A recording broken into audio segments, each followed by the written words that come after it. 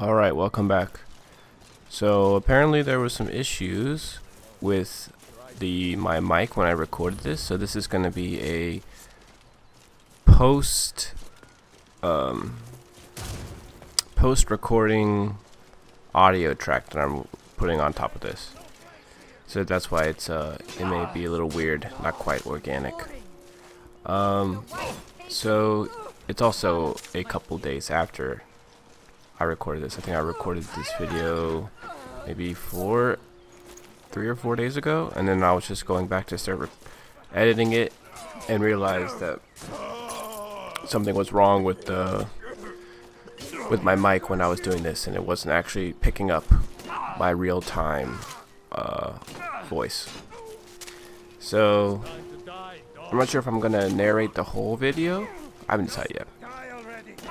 What I'll probably end up doing is just doing a narration at the beginning to kind of outline what I'm going to be doing for each part of the video. So here I'm at Falder's Tooth, just doing some Riften bandit content, getting gold, getting insights, continue to level up, and yeah.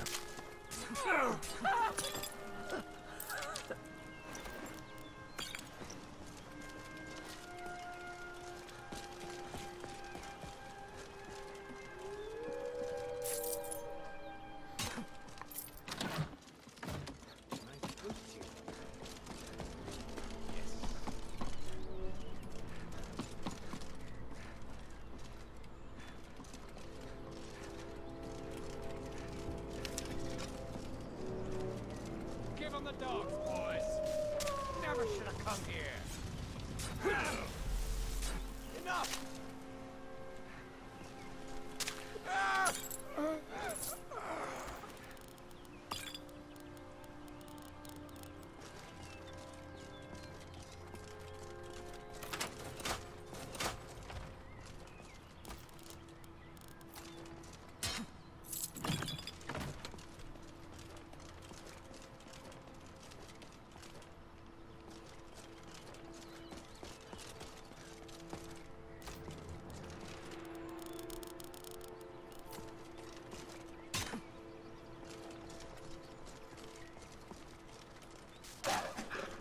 You're the one who's been killing all my wolves. You're gonna die for that.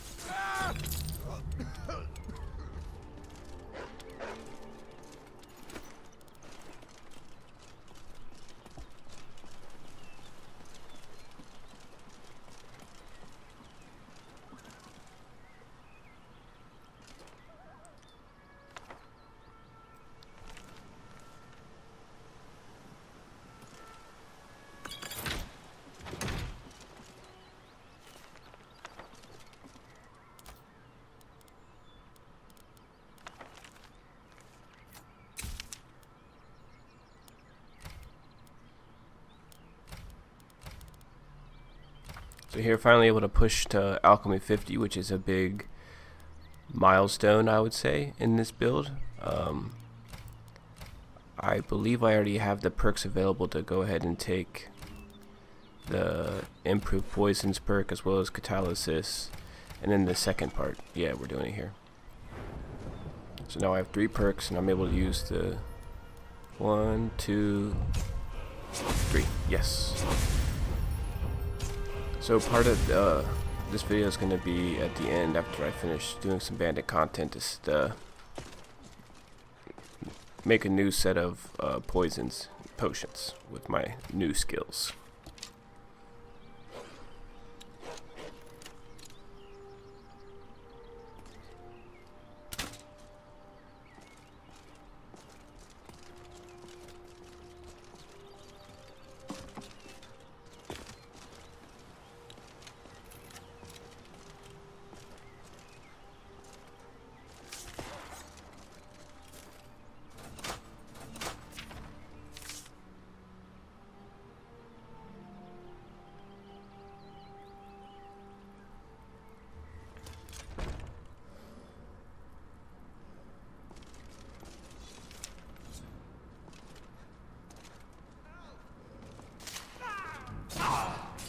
So there's not too much challenging in Faldar's Tooth. I already beat the boss of the dungeon, who's outside actually.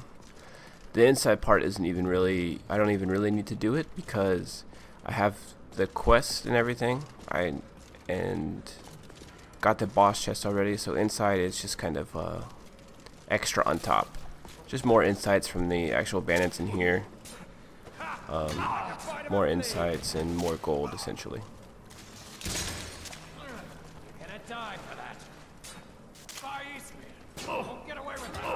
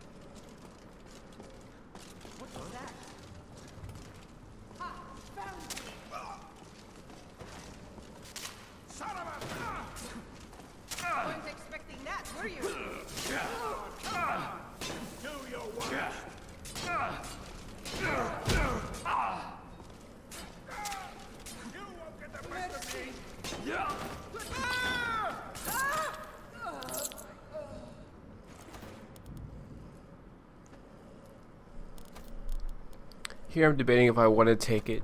Normally the Nordic carved and the steel plate are pretty equivalent as far as armor rating goes. It's the secondary effect that each set of armor comes with. So steel plate armor has a slash resistance, which is nice for doing bandit content and Draugr content because they have a lot of slash weapons. But the Nordic carved gauntlets have a little extra magic resist. So I'm going ahead and taking the Nordic carved gauntlets for that extra magic resist and a little bit extra armor rating that it gives.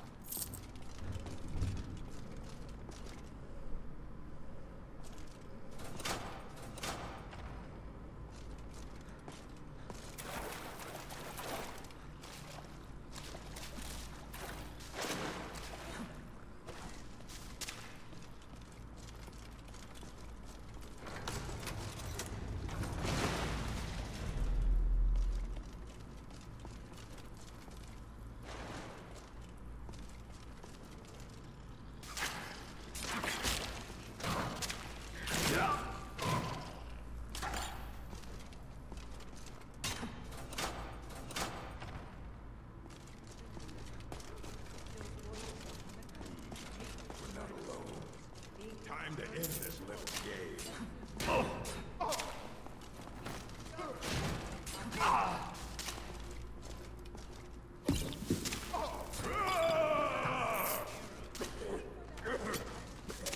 Wait to count out your coin.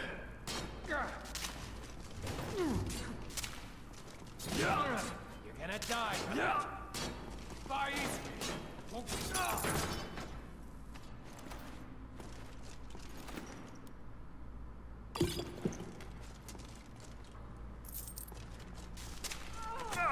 It's always fun when you get to the point where mid-combat you can start carrying so little, which is not always a smart thing. You should always be on your toes, that way you don't get surprised by something, but just start looting ingredients in the middle of combat, not caring about the archer who's plinking away with arrows.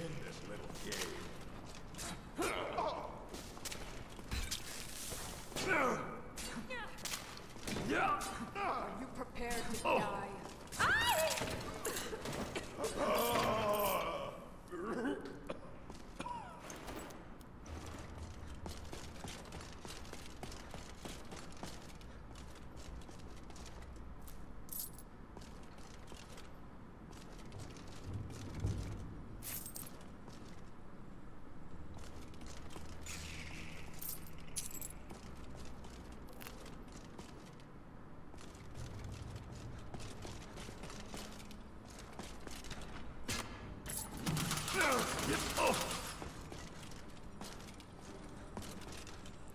I believe this is going to be one of the last videos that's going to be showing a lot of bandit content.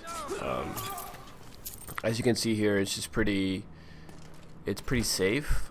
I'm not really in danger of dying, at least.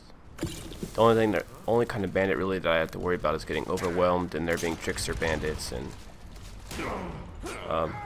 but so now I'm just kind of running through. I have plenty of potions, poisons. I'm not even really using that many poisons, just using my poison spit and my dagger. So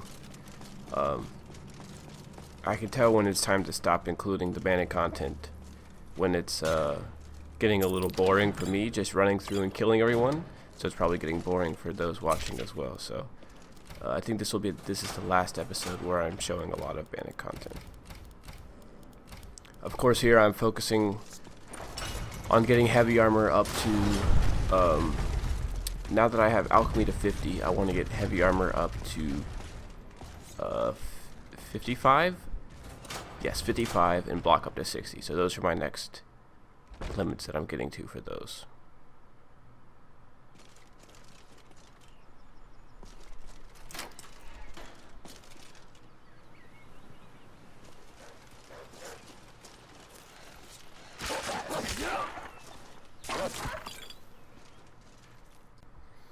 On my way back, not back, but onto the next place, I ran into a scavenger, which they can actually be pretty high level, so I figured I'd start recording again to show. But this one was kind of weird. I got like 3 hits on him, and then he ran away, started healing. Take care of my bear now. Just a little short clip to show this fight.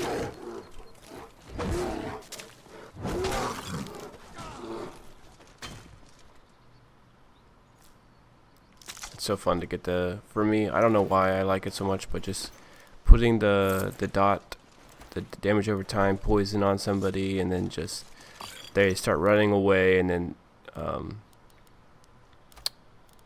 so you don't even have to watch, you don't have to deal with them, they just die like 5 feet away from here. Trying out the helmet to see, looks pretty cool, but it just doesn't quite match, and it doesn't give any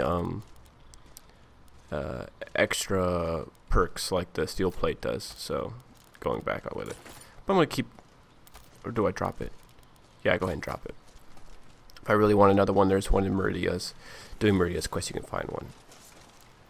So yeah, the next bandit camp we were doing in Rift is Basalt.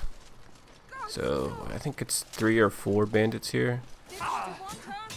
Just a quick cleanup here.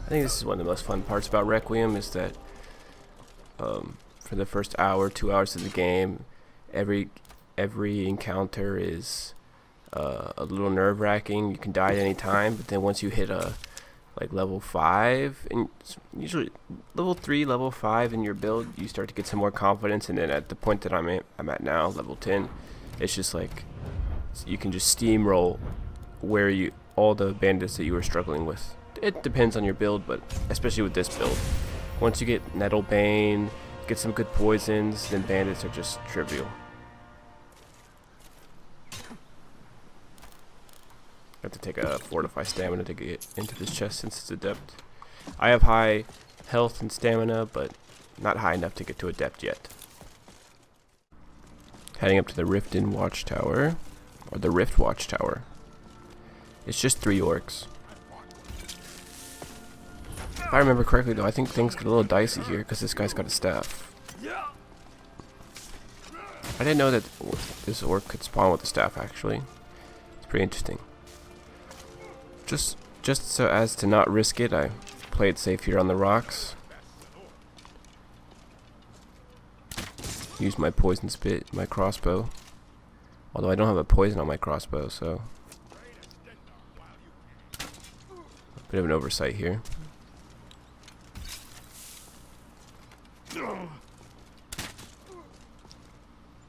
Orcs can be tricky because they have a lot of health, so even though they don't have innate poison resist like an Argonian or red guard, they do counter a little bit because of how much health they have, so how long it takes for my like 3 or 4 or 5 damage poison spit to whittle them down.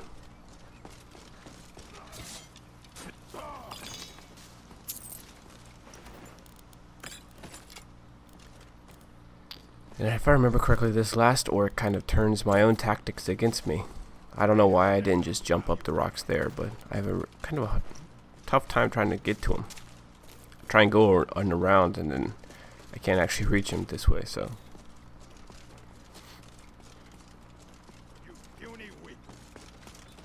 Now I know how they feel when I get up onto the rocks and they can't reach me.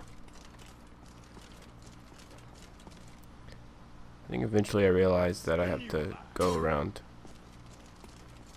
Oddly enough, I'm pretty sure I was checking to see if I was recording there, but I didn't end up seeing that my mic was muted. Oh well. It'll be like this for the next couple of episodes. It's not till because I actually went a while without realizing that something wasn't set up properly with my mic.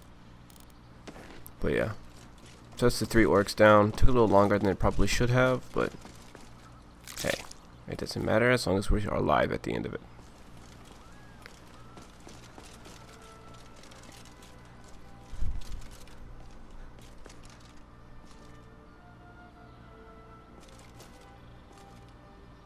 Halgard's Tale is the same heavy armor book that I already have.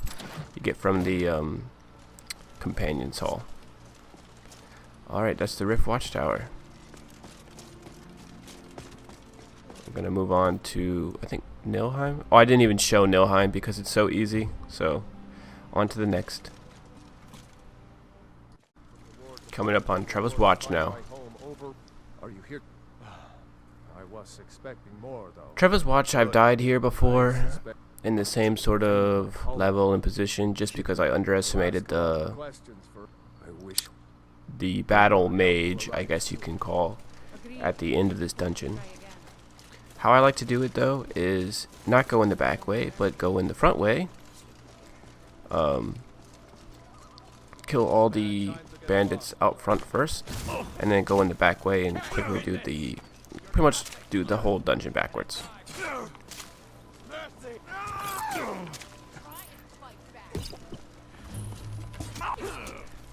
Things actually get a little dicey here. I get kind of low, and I'm taking some crossbow hits, some bow hits, but just gotta remain calm. Kind of work myself in this cover, so not take too many hits from crossbows and.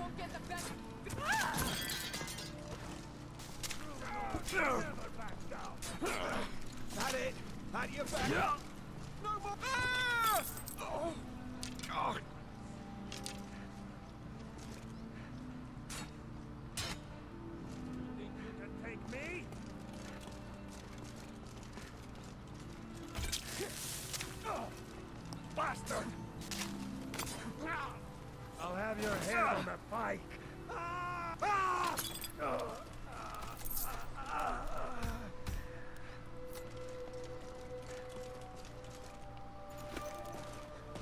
I also think I realized there that I didn't have my healing potion hotkeyed to 2 like I normally like.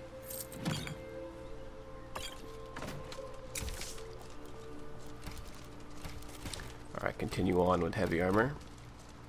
We're almost there. So normally the lever is here, but that kind of makes this whole thing super easy because you can just finish the quest pretty much instantly if you come to the courtyard and open up the thing. But I think it just got moved to the to the top of the tower.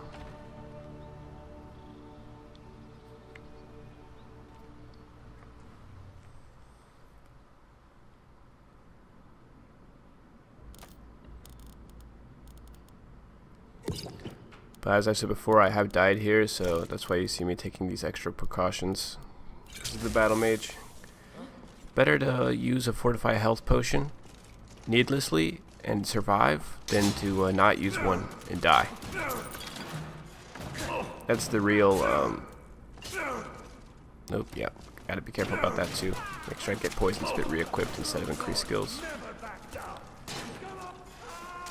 It's important not to hang on to poisons because you're trying to save them when and by not using them you die, because better to use the poison and maybe accidentally waste it. Better to do that than to not use it and then die because of it.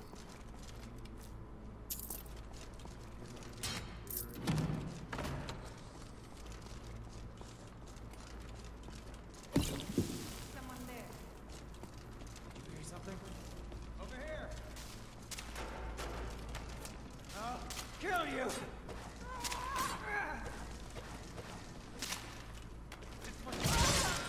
Alright, we see our battle mage foe.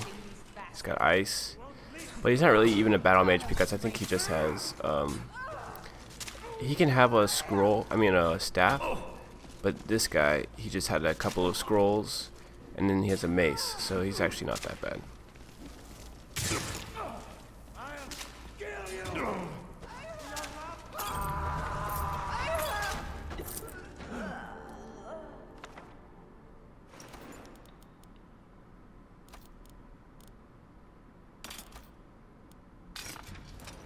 Not sure if it was totally worth it there to get rid of my poisoned mace for 2 more damage, but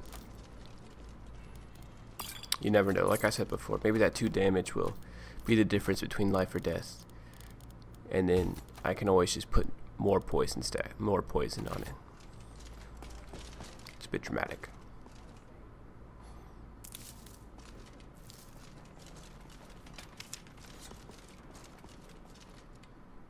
So that's actually probably the hardest part of this dungeon here. The rest is just walking through the remaining bandits. So I think I'm actually just gonna maybe cut out the rest, and then we'll resume back. We'll resume back after.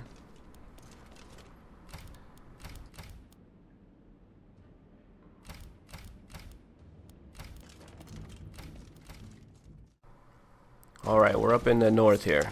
So what we've done is we finished Trellis Watch. We went back to turn in all the bounties and get all the insights and the gold. And then we came up to Dawnstar to get the quest for the Ring of Pure Mixtures. So now I made my way. I completed also Fort Dunstad, which is just a bandit fort in between Dawnstar and Shrouded Grove, where the location of the ring is. And I just went ahead and started this fight here because it was a fight with 2 bears and a saber cat.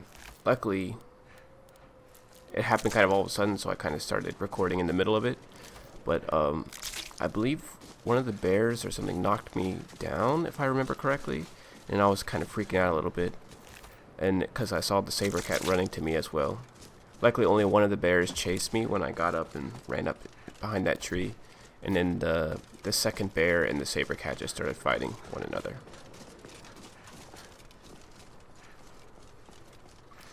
So yeah, I decided not to include the Fort Dunstad bandit killing because, like I was saying earlier, it's just kind of at this point a little monotonous. Did I just have a cut? It's a little awkward doing it this way, because I think I just did a quick cut in my recording, and then we got sneak attacked by a saber cat, which is always spooky when they knock you down. But we're here now at Shrouded Grove.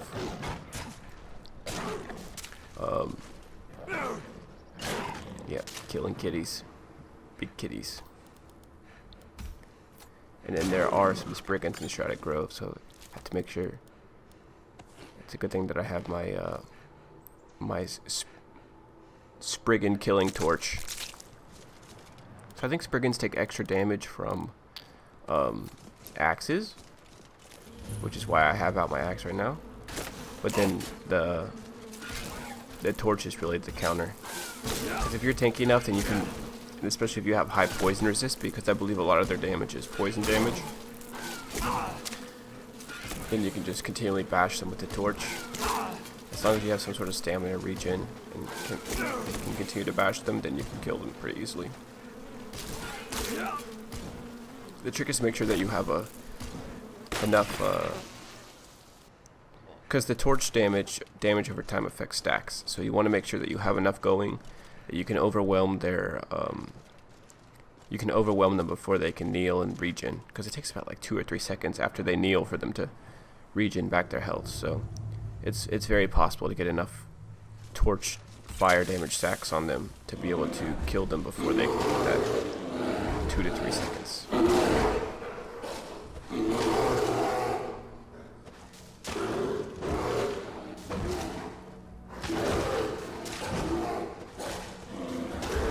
It's interesting here. You would think that they wouldn't put 2 enemy types in the same cave that are in different, I guess, wild animal factions, so they go after one another. But oh well. So yeah, as you can see here, it's pretty easy. Just continually torch bashing the Spriggan. You can do the same method for trolls. You just have to be careful with trolls because they can hit you and knock you down.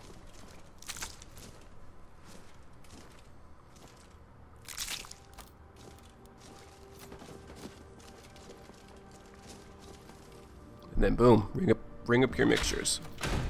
And a ring of major health, which is super nice here. So ring up your mixtures is the only ring left in Requiem. I believe that still gives alchemy, bonus alchemy, or potion magnitude. And it's 15%, so it's pretty nice. Alright, I think when we come back, we're going to be doing some potion and poison grinding with my new levels in alchemy, as well as with the ring of pure mixtures, especially since I'm run low on healing and recuperation potions, which I'm showing here. Alright, when we resume, we'll be back. We'll be doing some alchemy.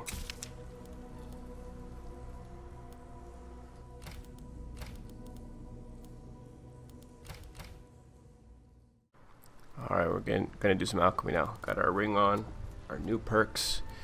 We're gonna get started with our poisons. This is one of my favorites. Again, the Nightshade, Impstill, and Venomous Spittle, arcane oil damage, immediate damage, and a lingering damage that goes over 120 seconds instead of just 60 because we're using Venomous Spittle. Then we're going to do gradual restore health. Key ingredients you want to look out for are garlic, juniper berries, Namira's rot, Luna mothwing. Nordic barnacle is usually better for undying. Gradual restore stamina. Fly amanita is good for this. Claws, bees, snowberries. Snowberries are super good. They're always pick up snowberries. Lingering damage health using orange dartwing, slaughterfish scales, more tapenella, slaughterfish eggs are all good for lingering damage health poisons.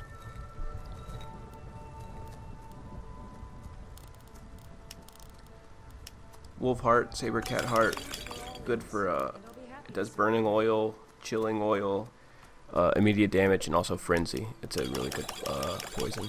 Make sure to do the saber cat heart second though, because that's the more potent ingredient. So you get a higher numbers. Undying breath, Nordic barnacle, chicken's eggs. These are really good emergency potions because it allows you to quickly restore some stamina, as well as you're not slowed down and you don't have lower attack speed because of low stamina. What are we doing next here? Some resist magic potions. Nirnroot is good. Void salts are the best because it gives a longer duration. Some resist fires, some resist frosts. Every single, talking about snowberries again, every single effect that snowberries has is really useful. So resist frost, resist fire, resist shock, as well as gradual restore stamina. All 4 are excellent. So always make sure to pick up as many snowberries as you can.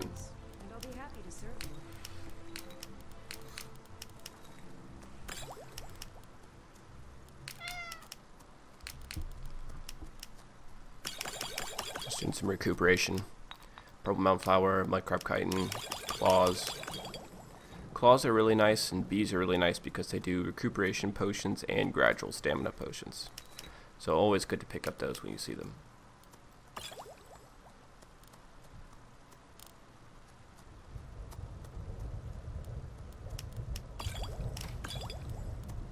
If there's anything I can help you Fortified one-handed, hanging moss, canis root, hawk feathers.